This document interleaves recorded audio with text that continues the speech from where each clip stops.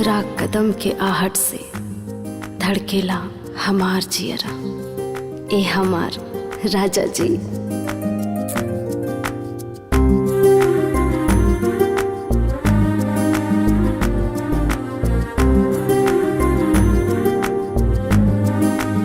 ज्योति, ज्योति। जी बाबूजी।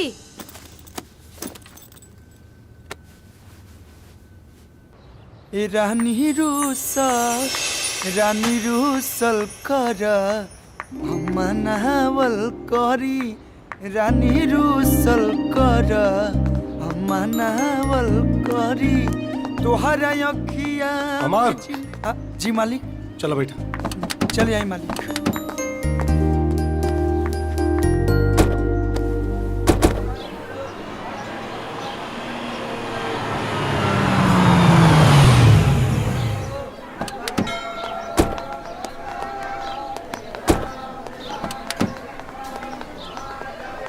तो इजे रुको, हम दर्शन के क्या होता नहीं। ठीक बा मालिक।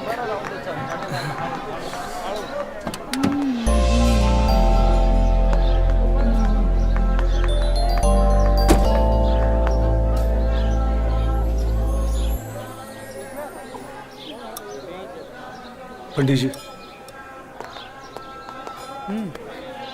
का भाई? यार अमर, साला गरीबी अजीब चीज होला।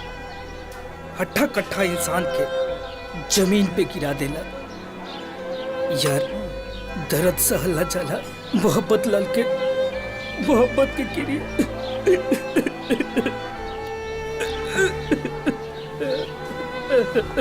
इला दर्द और आंसू दोनों पूछला।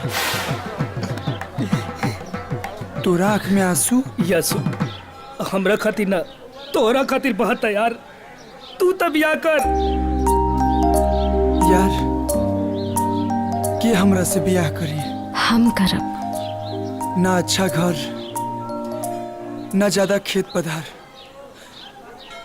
और ना ही माई बाप। कौन बाप अपन बेटी के हमरा हाथ में हाथ दी? जमाना के न्योता देखे ना कढ़ी माई के सामने तोहरा के अपन मन मंदिर के देवता बना लेने बानी। जीवन साथी बनैला के बाद हमरा पास उतना धन भी नहीं खे कि उनकर हर जरूरत के हम पूरा कर सकी।